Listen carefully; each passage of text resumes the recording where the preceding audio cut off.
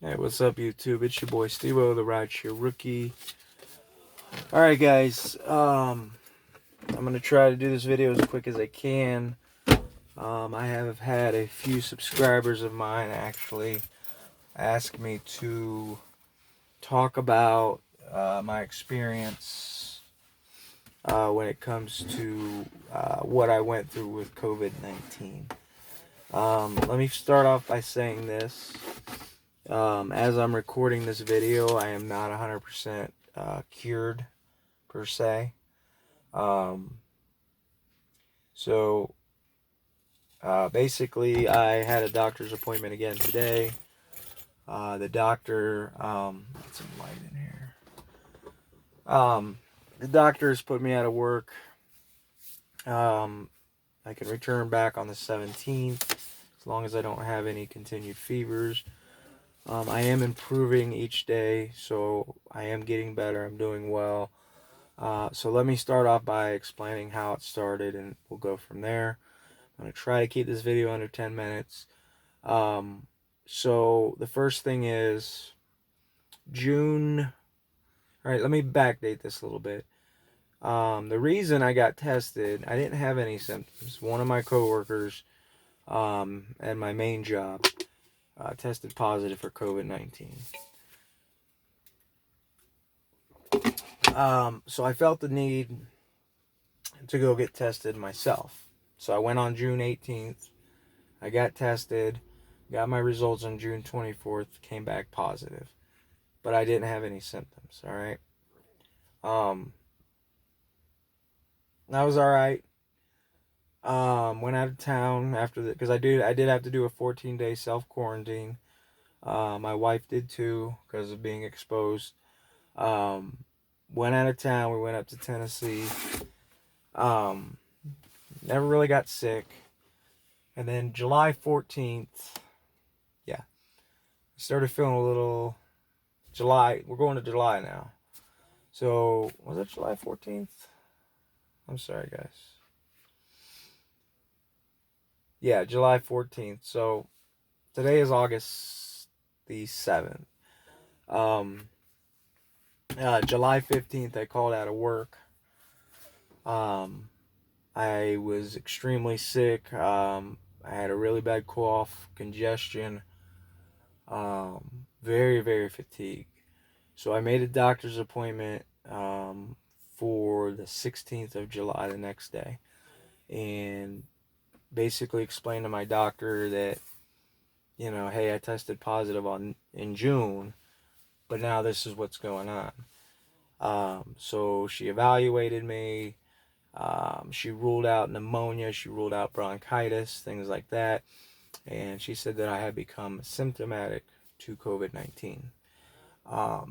And I said, okay, so I let my job know. I had to give the doctor's note to do things like that. And the moral of the story is, not every case is the same. That's one thing that you guys all have to understand, okay? Now, the reason that it is taking me so long to recover from COVID-19, according to my doctor, is because I am also a type 2 diabetic. So it is said that when you're a diabetic, that you already have an immune system that sucks. So it's taking a little bit longer time to actually recover from the symptoms. So with that being said, I'll just give you a short synopsis of what happened since I've been home sick. Pretty much been quarantined, locked up. I have had to transition and go into my daughter's bedroom because she has not been able to come over here in months now. Basically for me being sick. So I've been sleeping and staying in my daughter's bedroom. My wife is in our room, and my father lives with us, is in his room. Now, my wife daily will scrub the house, clean the house. The way it works is, you know, she'll bring food out, put it on the dining room table. I'm allowed to come out with one of my many masks that guys, I don't believe in these things. You know why? I wore a mask and I still got COVID. Anyways, moving on from there. So my experience of having COVID-19 has been absolutely terrible. I have been running fevers, very bad cough, phlegm, terrible, um, congestion, and very fatigued. I did have body aches, so I pretty much had every single symptom except for the diarrhea. I vomited one time, and I was nauseous a couple times. So that's pretty much the moral of the story. So the way it works in my household, my wife's still working. She tested negative. I'm locked up in a bedroom, which will be sterilized and cleaned as soon as I'm better. So when dinner's ready, it gets set on the table. I come out with my mask on. I have to wear gloves, get my food, go back in the room and eat it. But it's the only way that we can keep anybody else from getting sick, guys. My father, he does have congestive heart failure. My wife is pre-diabetic. I already have a shitty immune system from being a diabetic. So that's one thing that the doctor did emphasize in my last 2 appointments, is that because I am a type 2 diabetic, my immune system is already shot, right? So basically the doctor's orders have been nothing but rest and drink plenty of fluids. And that's exactly what I've been doing, guys. So the way this is all going to play out, because the doctor has released me to go back to work on August 17th, provided that I have no more fevers, provided that I have no more symptoms. So we'll see what happens. The cough is breaking up a little, not a lot. And, the fevers are coming every day or two, something like that. It's like every other day. The weird situation with my case is that most of the time my symptoms are at its worst in the morning, okay? Then throughout the day, I'll have a little bit of energy, but not a lot. And then at night, like right now, I'm not feeling too well right now. I've got a bad cough coming on. My head is pounding, so I've got the headaches. It's just all going on. So that's kind of the story of, what I've went through with COVID-19. And I know I had several people ask me to please make a video because people don't take it serious. And I just want to say to those people that don't take it serious, that you might want to take it serious. I have not done rideshare or put a person in this vehicle.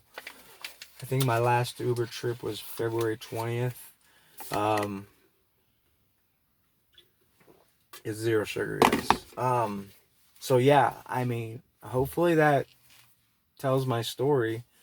It's been a very boring experience. I don't wish this coronavirus on not even my worst enemies. I don't have a lot of enemies, but I have people I don't like. But yeah, that's pretty much it. So fortunately for me, I do work for state local government. We'll leave it at that. I do get paid administrative leave. My job has been checking on me daily, not on the weekends, but every day they call me, ask me how I'm feeling, questions like that. So they've been really good and really happy about that. But yeah, guys, being locked up in a room, it's not a fun experience, guys. I'm sleeping anywhere again from, 8 hours to 15 hours per day. So it's pretty hard for me, and I'm not getting a lot of sleep overnight, which contributes to that. So I'll wake up at 5, 6 o'clock in the morning, and that's when I'm absolutely miserable. And I'll just turn TV on, or I'll put my AirPods on and play YouTube, things like that. So yeah, that's the story, guys.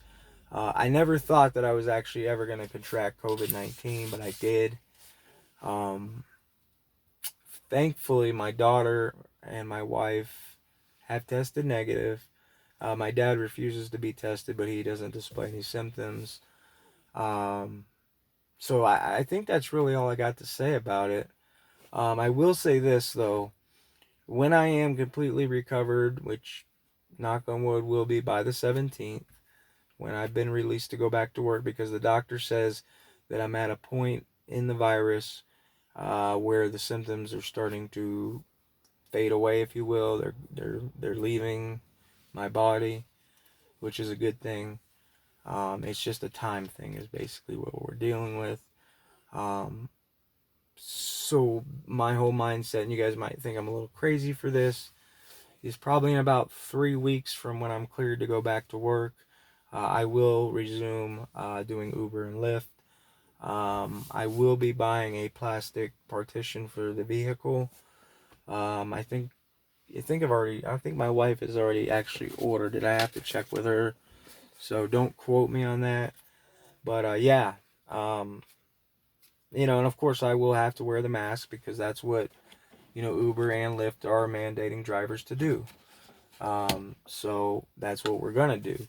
And there is a policy for riders that they are not allowed to get into your vehicle without a mask on. So don't hesitate by kicking him out or telling him, I'm sorry, I can't take you unless you have a mask. Okay. I believe somewhere Uber is offering, like, where they'll send you a box of masks so you can give it to your rider.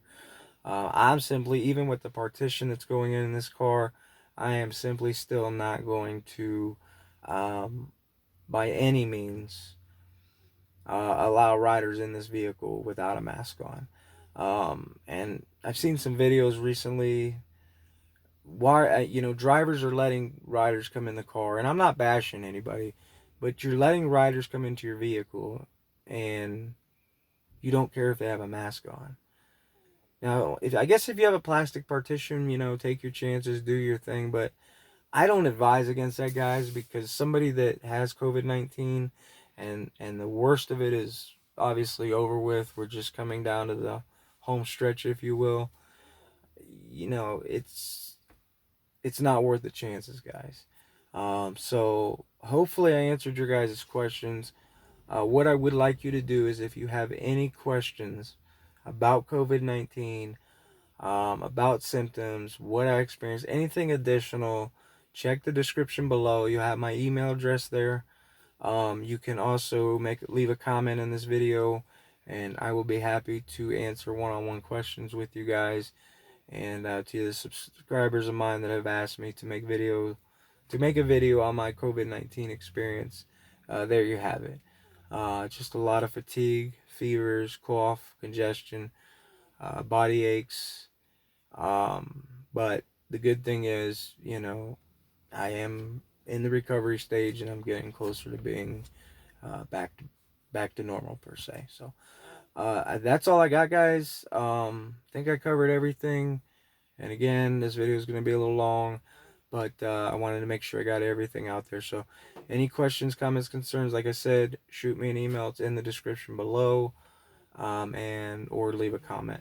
All right, guys, that's all I got for you. Please stay safe out there, and we'll get you in the next one. Peace out. Later, guys.